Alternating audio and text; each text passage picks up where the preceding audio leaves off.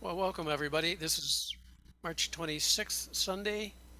Callers in cars getting a drink, and our guest caller today in the hot seat is Ett McAtee from Maryland. And we're going to start right off, as long as I can get all my participants under control here. Oops, there we are, Duna. Okay. So anyhow, one of the first things I want to ask Ed is, of course, I realize from time to time we get nervous for different reasons. But being a very experienced caller, calling on Zoom around the world and a lot of different places, what does make you nervous? Well, if the music's going to work, start out with that. You never know, especially in Zoom, things happen even from one sitting to the next. And I'm always a little tentative when I sit down to do a Zoom dance and then have things not connected right. And also, if the dancers are going to, do what I call, because that's the language of square dancing, is how it's communicated. So if it's communicated correctly, they understand what was said and they do the calls. And if they don't do the calls, then I know something went wrong with the understanding of the language. So that makes me a little nervous sometimes. What about other callers in the hall? That bother you at all? No, not particularly. Good. Good. So how does it work with two callers in the same family? Because Linda being a caller. Well, Linda has actually quit calling now, but for a long time did. And it works fine. The only thing sometimes we have is we have a shared email account, and sometimes people will write to us and say, how would you like to call the fifth Tuesday of December? And we have to write back and say which one of you would like us to call, because it's not specifically said, hey Linda, would you like to call, or hey Ed, are you available? So Hmm. that's one thing we run into a lot, is people writing to line up a date and we're not quite sure who they're talking to, or if they want both of us. Oh So yeah. that happens sometimes. I bet any two caller couple runs into that if you share an email and somebody writes in for one of you but not both of you. Oh yeah. Right. What got you into square dancing to start with? Nothing to do with the in the night. I started in 1987 with Chesapeake Squares, figuring that would be a good thing to do on a weeknight when I just moved to Baltimore City and didn't know anybody, didn't have anything to do particularly except go to work during the day. So I thought, well, square dancing is cool. I'll go and try that out. And went to one of their first open houses on January 13th, 1987. And the rest is history, as they say. Wow. Good memory.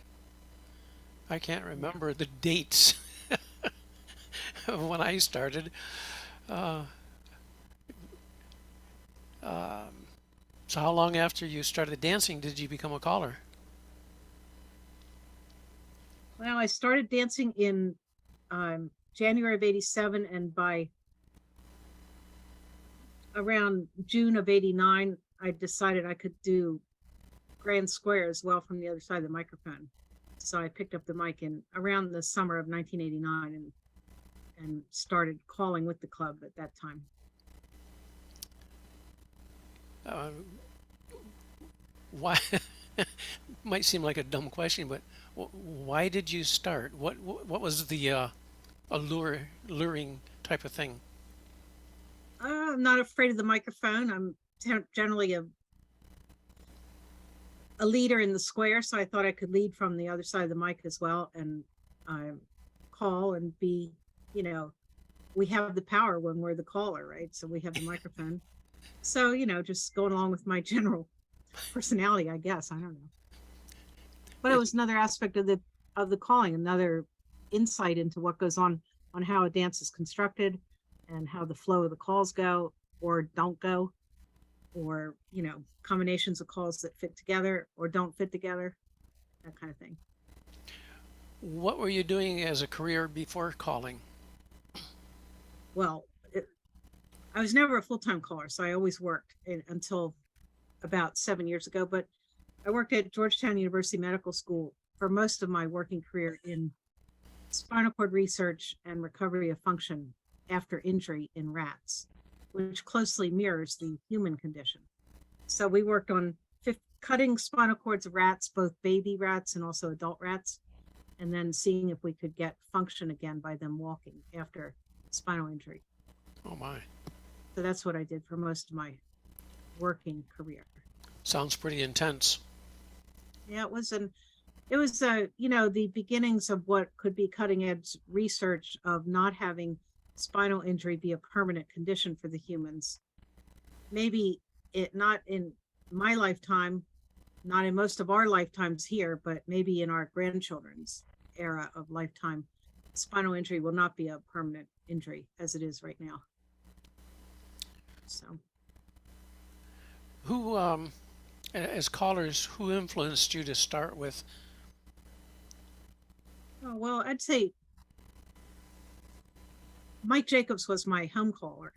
So how could I resist coming under the wing of Mike there locally for me, right in this area?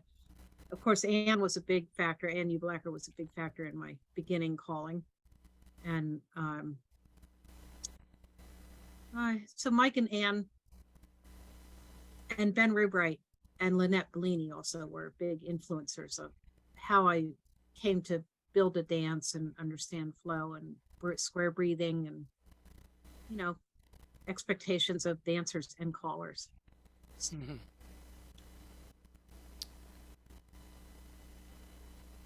How would your friends describe you?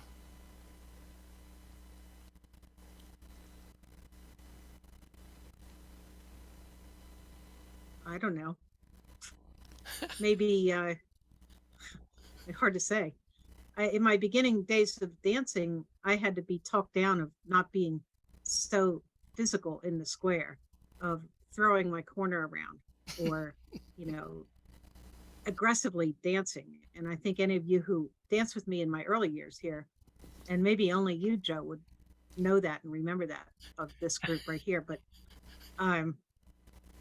would know that I was very physical and strong in the square, and they'd have to talk me out of that. But otherwise, quiet, you know, stay cave bear. Don't open the window shades. Don't let the sunlight in. Quiet. I think. Oh, okay. How did you meet Linda? How else? Square dancing. Oh, yeah. I was actually phantom dancing in the back of the room when Ann was calling one of the MACA weekends, our Mid-Atlantic Challenge weekends here in the area. And I was phantom dancing by myself in the back of the room to a C2 dance. And Linda took note of that. And so then actually our first little get together was a dinner at a Mexican restaurant. And I thought it was a date. It turned out to be, she was commissioned by my then partner, Russell Cashdollar. Do you remember him, Joe Russell? Yeah, I do. Anyway, he's from Baltimore. Yeah. So he commissioned Linda to talk to me, to tell me to lay off, that I was throwing him around too much. And I thought we were going on a date to have a Mexican dinner. Oh, Yeah. So anyway, so we met at that dance and then gradually decided to, come together and be partners and dance together. And so we then went to dances everywhere, traveled, and also locally. Mm-hmm. So, what is this thing about needle on the record? Well, my very first caller school was in 1989 at the New York Times Squares. It was the convention, the IAGSDC National Convention.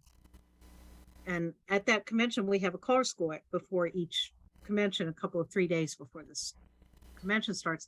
And that was my first caller school with Ann and Joe Ubelacker and Harlan Kerr as coaches. And Ann says to get up there and call, patter, how they stick you up on the microphone and let you do patter and maybe a singing call and practice calling.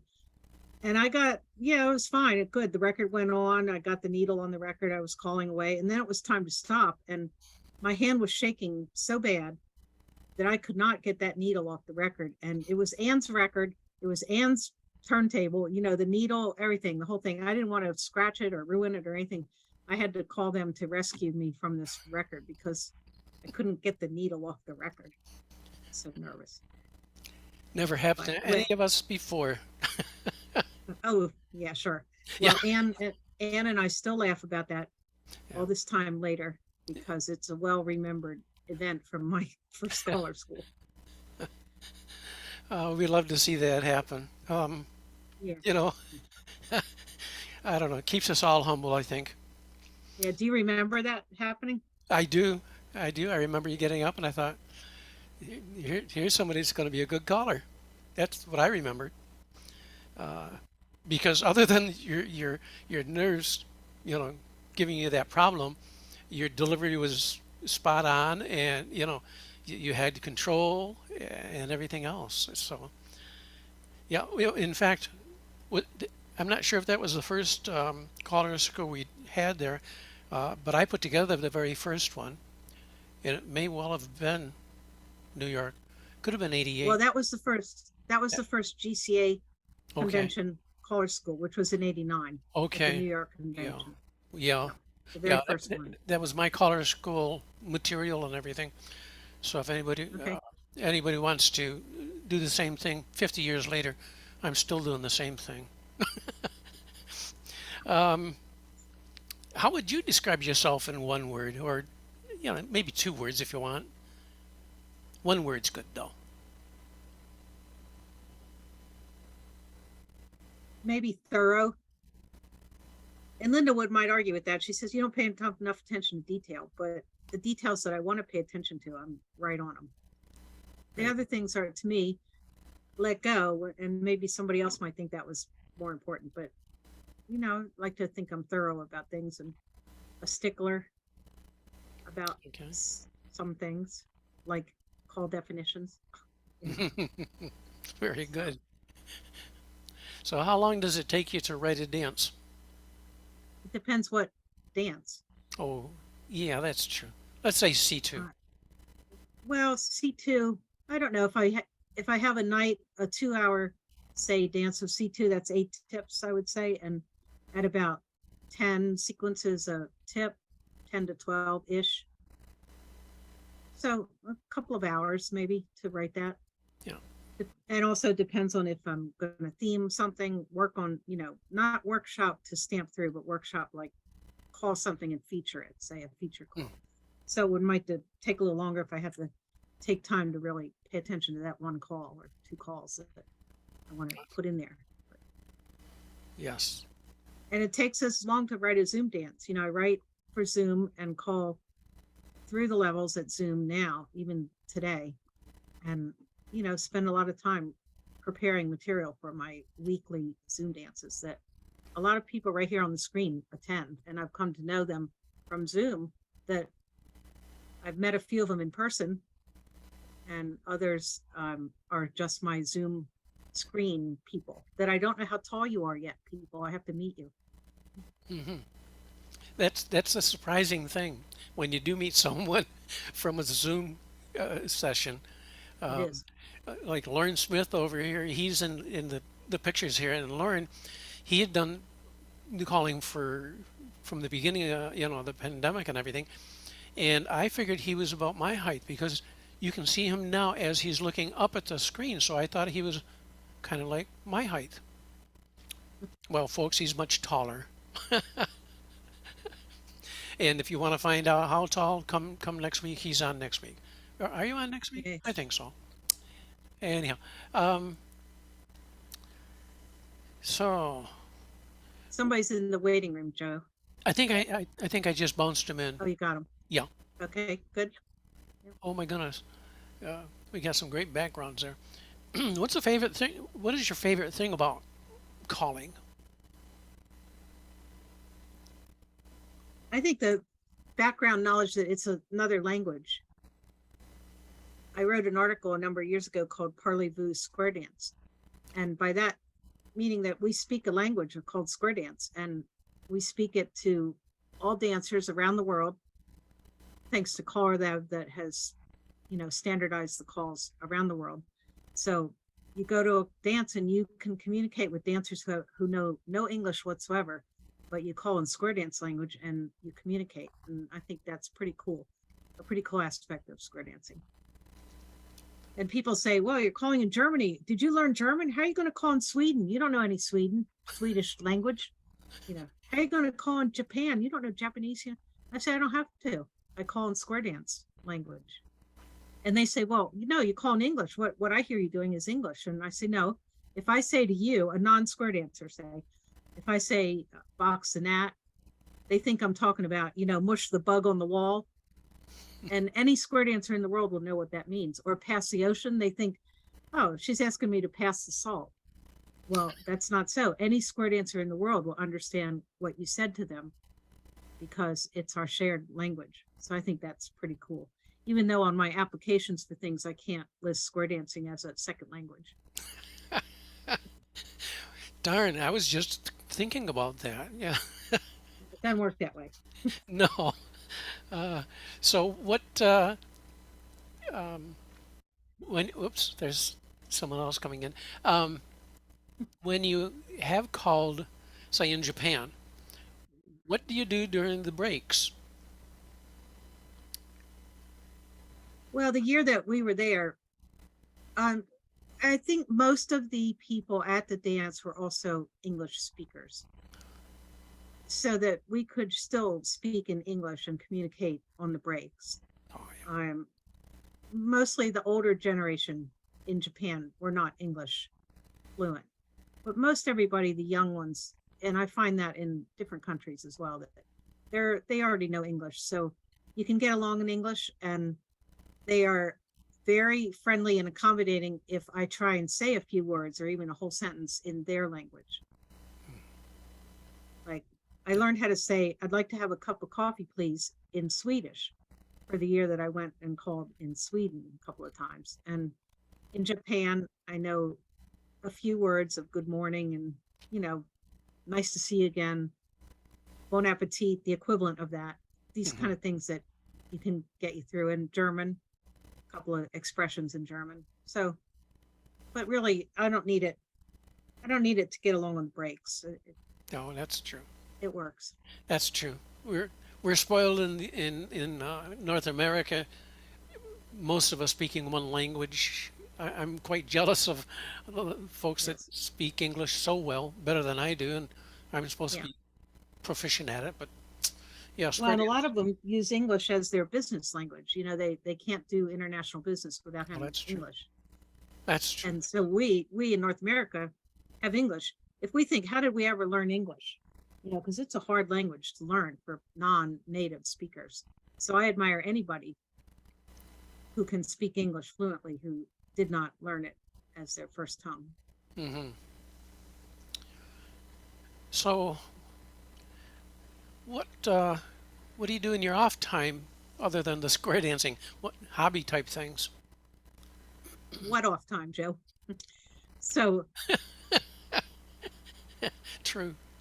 I mean, I like to cross stitch, and I've made a few pieces of cross stitching of different scenes from counted cross stitch. So I have the pattern in front of me and not stamped on the fabric, but I count the little boxes and put the stitches in the box. So I do cross stitching and bowling. I like 10-pin bowling. Anybody comes to Washington, D.C., you're going to go bowling with me. And likewise, if I come to you, let's go bowling. I have a standing date with Tage at some point to go 10-pin bowling. Have you ever I like bowling. Have you tried 5-pin? 5-pin bowling? Yeah. I don't think we have that here. Okay. Oh. Yeah, it's and the ball is more like a softball size. First time I did it when I went to Canada, I shot that ball down the alleyway. It was way too hard of a shot. I prefer the 10 pin, so we'll do that. I do remember one time though, I don't know if we were calling for WASC or whatever in the early days, sleeping on your floor.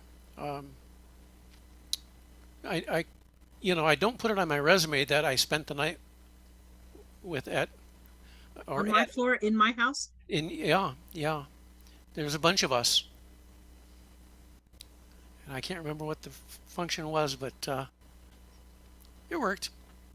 That's the beautiful thing about this. Like you say, all these dancers around the world and all these callers, you see them on the screen and everything. And we know each other by Zoom, which is fantastic. So what's your hidden talent? What is your hidden talent? You must have some. I You don't play have any. do you play trumpet? No.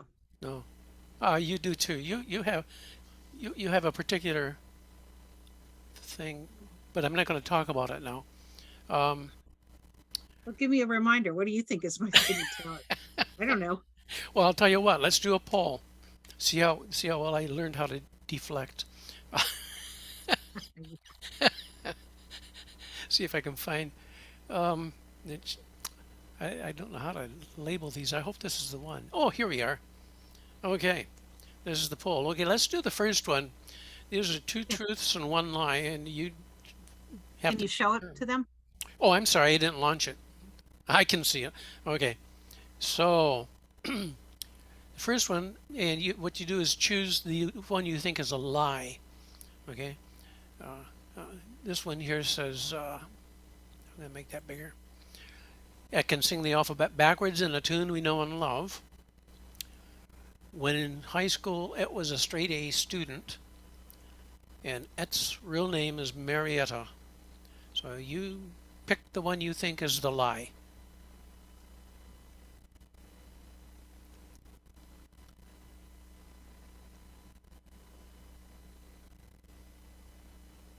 Okay, I don't see any responses happening here yet. Oh, 100%. Wow. 50-50.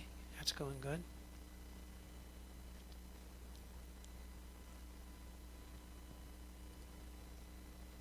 Oh, and you're going to, people are doing the second one as well. Um, the second one was it climbed Half Dome at Yosemite National Park in 1985. One favorite hobby is cross stitching, and a U.S. president is an Et's ancestor tree. We don't have a third one there, so okay. How are we doing there? We got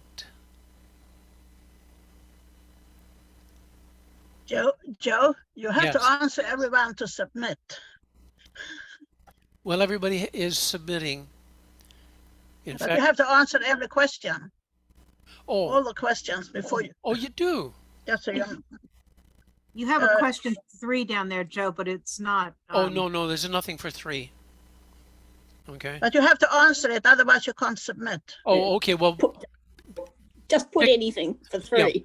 put anything on Doesn't that one. matter. Thanks. I thought Okay. it was me.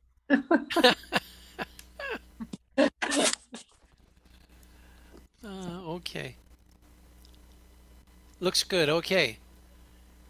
So let's have Ed tell us. So you let's want to start- share the results? You can't see it, can you? What do we do? Just end the poll? No, you say share results or show results or something. Well, we don't have to, I guess. You can see Yeah, I who's don't- voted. Yeah, I don't have a thing that says share results. Probably because I All right, messed up. well, the first one on the first set of questions. Yeah, do your truths first. The truth is I can sing the alphabet backwards in the tune we know and love.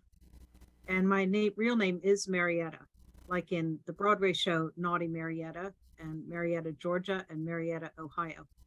And I'm named for my maternal great grandmother. The second one is a lie. I was not and never was a straight A student. Oh. Okay, we'll come back to the alphabet in a moment. So on No, we question won't. two. So on two, I already gave away this answer. Well, The one of them, yeah. one favorite hobby is cross stitching. I should Yeah. have shut out about that one. And also that a U.S. president is in my ancestor tree, and that would be James Polk. And it was a long time ago, and it was not a president that you would know probably, and we don't know either in the family, but he's on my family tree. I did not climb Half Dome and never will at Yosemite National Park. So It that is okay. Sounds like you have something against Half Dome at Yosemite. I never have will. you seen have No, you ever have no, you ever seen it, Joe? no.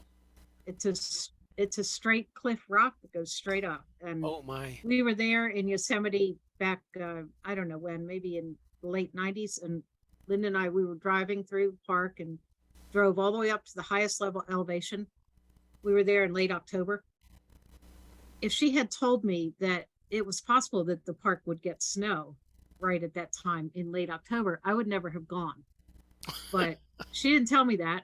And so we drove all the way up through the meadows at 10,000 feet elevation, whatever, in the park. Everything was fine.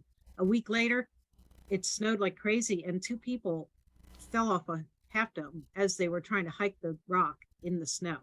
Oh my. And it happened just 2 weeks after we were there. But I would not climb it on a good day anyway.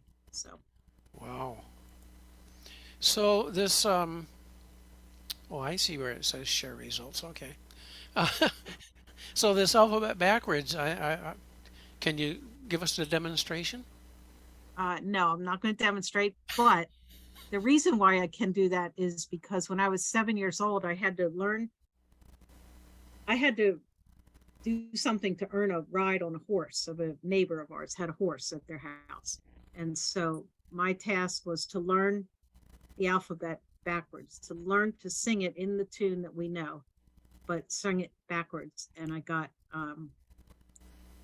my ride on the horse. And no, it wasn't the tune backwards, Carrie, just the letters. Yes. Tough enough. Wow. Tough enough. Yeah. Yes, tough enough. Um, so let's see what else we can ask you here. What's the most embarrassing thing that has happened to you when you've been calling? Well, I'd say one thing that I remember is that as you go up to call it national festivals, and you're in the mix of a lot of callers who get up there on the stage and that, and I think I had to have been working off my mini disc player at the time and not vinyl records, but I didn't have the right cord attachment to go into the Hilton that they had on the table. And so my little jack thing did not fit in there. And the guy had to come up and barely hold the cord in the jack of the Hilton to make the sound come out of it. And that's when I learned the hard way that wherever you go, you have to carry all these cables that will connect to whatever thing they have on the table before you start calling. Because if you don't, your music isn't going to happen. And of course, I didn't have vinyl with me, so I couldn't play a record at all, even if I wanted to. So that was probably the worst thing, was being up there and kind of stranded until they came to help get the music running. Have you ever had the music quit on you while you were calling? Just disappear? No, but I've had Zoom disappear. And when I have I quickly make somebody a co-host so the meeting won't go away, and then I can re-sign in and get things organized. And that usually happens when I've gone away, take my Zoom screen out to travel with, and then come home, set it all up again, and the thing doesn't work. Or Zoom makes an update, and whatever Zoom did makes it not work. So that has happened before, Oh yeah. where the music just has quit. But I've been pretty lucky with other things that work. See, I think that's Mark setting up that's getting the noise. We'll just mute you anyhow. So if you could have one superpower, what would it be?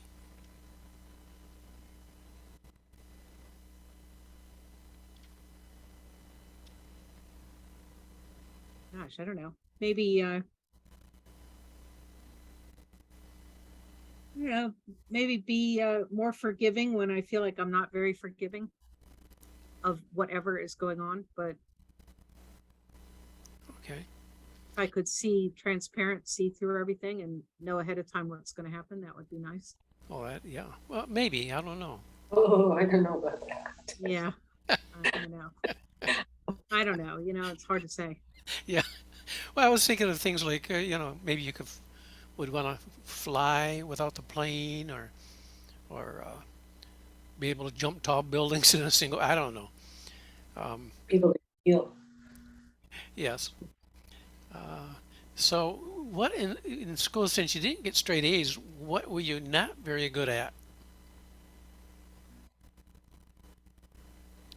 Well, I thought I was not very good at physics in my senior year in college. And so I ended up auditing that class. And by auditing it, I would have had an A in that class because I relaxed over it and understood the stuff, and then discovered that the exams that they were giving were archived, and we could go back and look at those archives.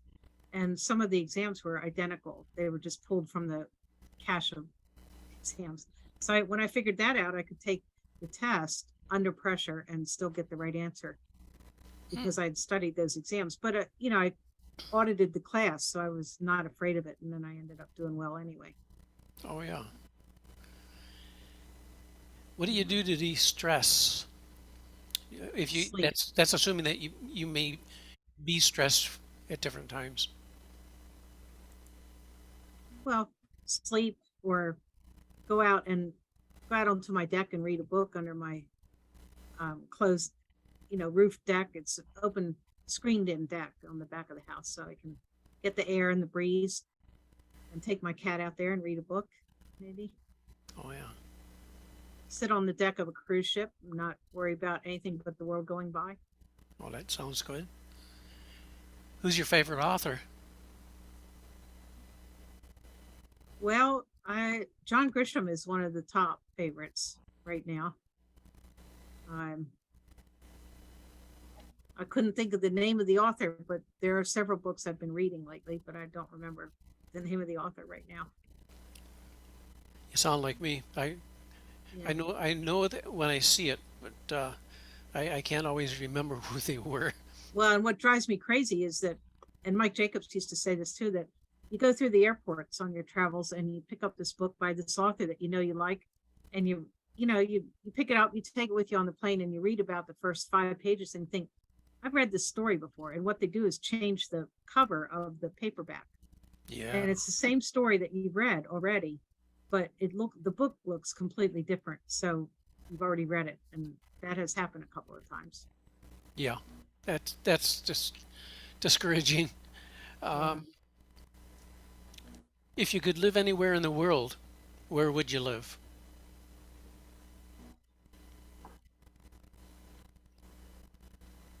Well, I don't know. I like Maryland right here pretty well, but in the world, Hmm. it's hard to say because I don't do winter. So I was going to say Denmark or Sweden or Finland, but I don't go out of the house if it's snowing, especially now that I'm retired. I don't go out of the house until it melts. So I wouldn't want to live somewhere where it's difficult to get around. Or, I could answer you more where I wouldn't want to live is Oh, okay. in a hot and murky and, humid environment full of hurricanes and tornadoes and flooding. I mean, Maryland here where we are is pretty tame compared to a lot of places, mid-Atlantic region. Ah, yeah.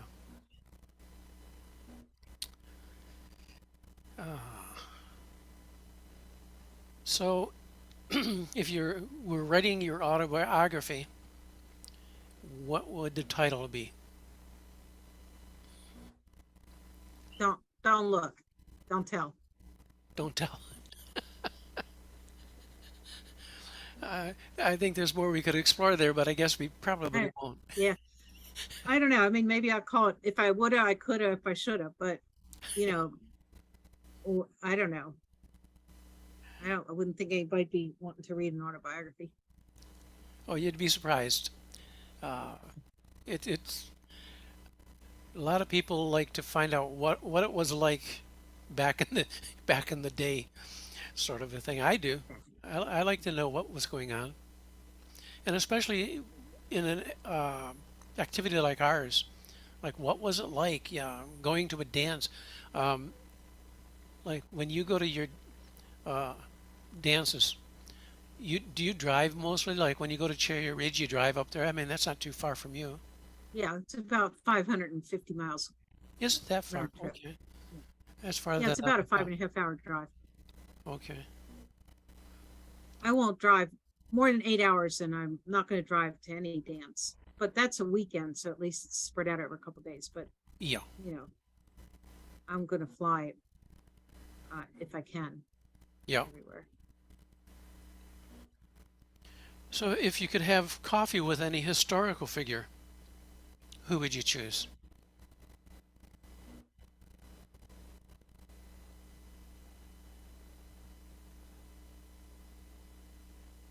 Well, maybe Maya Angelou, to find out about what made her tick in her poems and poetry and messages to the world that she put out.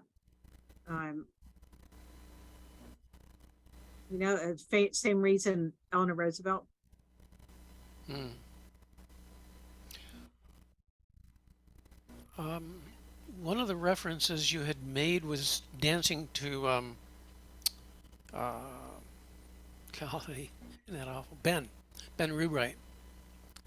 Uh, can you relate anything about that? Do you know what I'm talking about? Well, Ben is the guy who really taught us, at least in the challenge world, really introduced the idea of square breathing and flow of the dance and how the calls fit together from one to the other in flow motion, so that you're not breaking your ankles. Just because it's legal from there doesn't mean you should necessarily call it from there, kind of thing. And the square breathing, like if you call heads, um, swing through heads.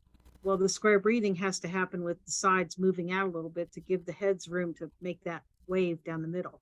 So square breathing and flow of dance, Ben was a big influencer in that and had a lot to do with a lot of us progressing on Yes. from there, I think.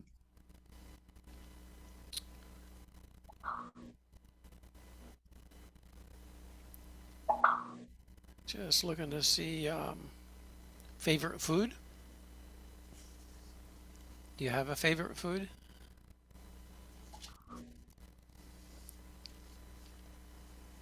Well, kale is one. Sea Yeah. bass, sea bass, sh- shrimp and salmon being another's of those. Uh, Orange sherbet. Oh, yes. I tell people if I ever get sick in the hospital, if I can still eat, but I'm in the hospital for some reason, you can all just send me dark chocolate covered pretzels. Oh, my. Have to sneak So my those in, I guess. dancers know, Yeah. yeah, the dancers know that. If I can still eat, but I'm in the hospital for some other reason, you can just bring me dark chocolate covered pretzels. Uh, I just had So some I don't know if you want to hear something that of well, you asked me a while ago what was something that was embarrassing or sort of disturbing about calling. And so I used to tape my dances on cassettes and they would go out to dancers. And somebody wrote to me on email and they said, "So who is Ron?" The name Ron. And I said, "Well, I don't know." And this person was from Texas. And I thought, well, I know a couple of Rons who live down there, but I don't know. They're not in my dance. They're not at the dance that I was calling on the tape. So, and they said, "Well, but you always say promenade Ron home." And I went back and listened. And if you ever tape yourself calling as callers, if you don't go back and listen to see what the heck you sound like on the tape, it's what the dancers, your recipients of those dances get to hear. So I went back and listened, and sure enough, I wondered too, who the heck is Ron? Because I would say promenade Ron home, and people would say that was a Southern accent. Oh. People think I'm a Southerner here in Maryland, but we're south of the Mason-Dixon line, but we are not considered Southerners here in Maryland. But that must have been a vestige of that, because I said promenade Ron home, and I had to clean that up to say promenade home or promenade her home or something else besides promenade Ron home. Isn't that funny? So, Golly. yeah. And another funny thing that happened one time was before my crinolines went to the pile of cat beds. Okay. And I went to a plus dance with Mike Jacobs Calling down in Massanutten, Virginia. And again, I was a very aggressive dancer, and I would be promenading around the square, and Russell would be right with me. And I got a little too close to Mike's table. The crinoline caught the edge of the Hilton, and out of the corner of my eye, I saw Mike lunging for the Hilton to save his Hilton from going on the floor as I passed by, because my crinoline was attached to it. So that was a memorable time of an oopsie that happened at a dance. It's Now a my good- cat just lays in the crinolines and yeah. trinkles around it.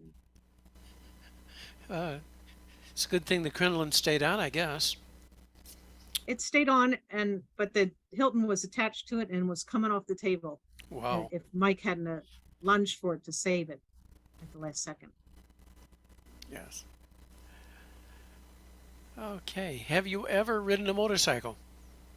Nope, never will. Probably haven't jumped out of a plane. Have you flown in a hot air balloon? I tried 3 times. One of them was actually in Australia, and the other 2 were at the Hot Air Balloon Festival in Albuquerque, New Mexico. All the times that I've tried, the trip was canceled at the last second because of weather. Whether the winds were too high Oh, and the balloons couldn't fly, or because it was not clear enough. For whatever reason, I tried 3 times and they were all canceled. So I have yet to go in a hot air balloon, but that's on my bucket list.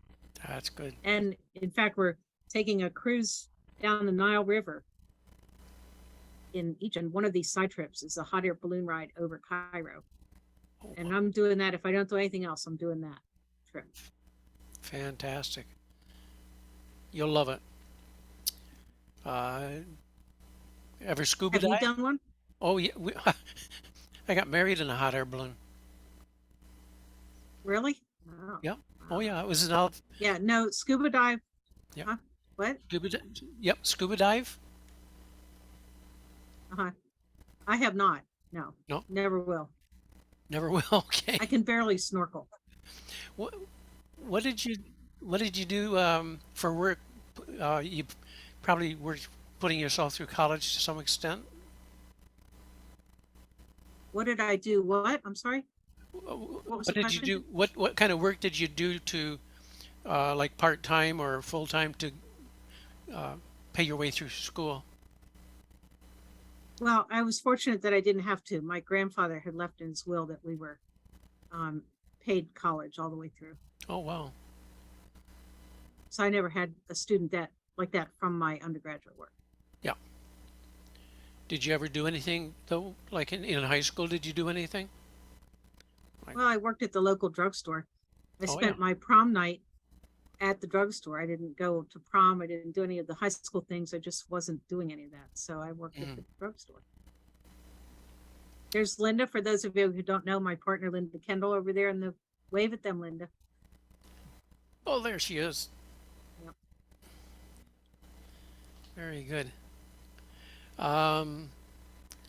Obviously, you've ridden a horse. Let's see. Have you survived a heartbreak?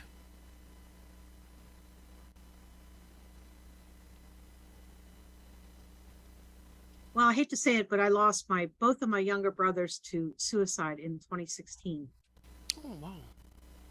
So if that isn't enough for anybody, I don't know what is. Yes. Did you have to call any dances during that kind of time? off and on. Off and on. I had my regular club and I was working at the time. Yeah, So yeah. that'd be tough enough. Golly. Okay. So is there anything else that you would like to let us know about? I don't done with my silly questions. Well, I always thought I would make up a call called Good Grief. I would write a call called Good Grief because in my early years of calling, I would say that a lot. And it was directed at the dancers because they were doing things out there on the floor and I'd say, good grief, like, what are you doing? And so they told me, they said, maybe you should write a call for us because you say it all the time. And then I thought, well, maybe I could. Then we could do once removed good grief or good grief twice in a row or, cross concentrically good grief, and it could mean any number of things. But I always thought I would write a call called Good Grief.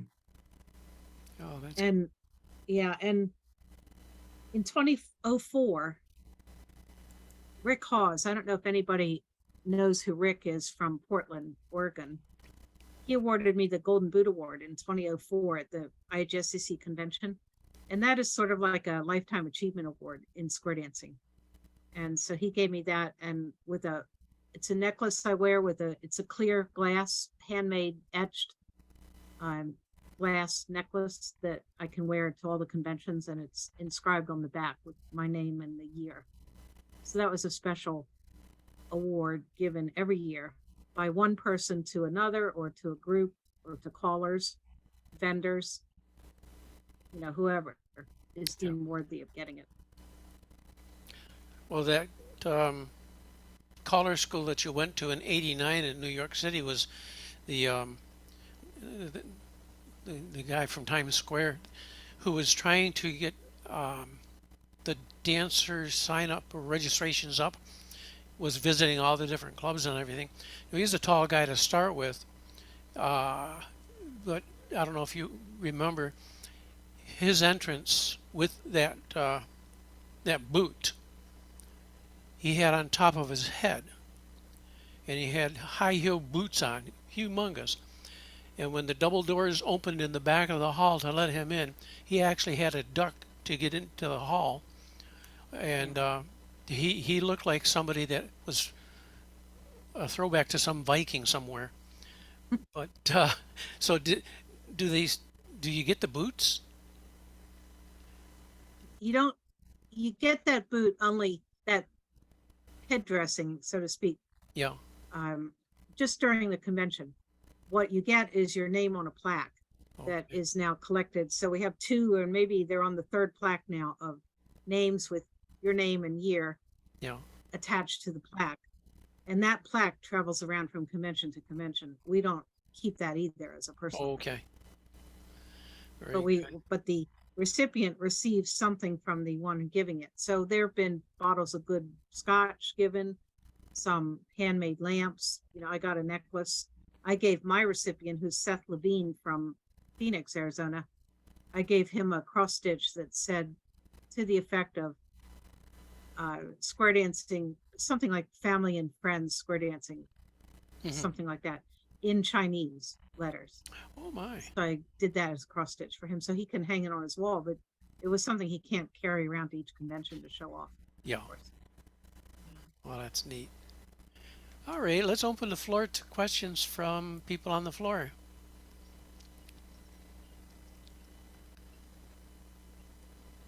Chuck wants to know, would you bungee jump? Chuck, if you want to feed me about 6 margaritas, I might. I just might, but maybe not.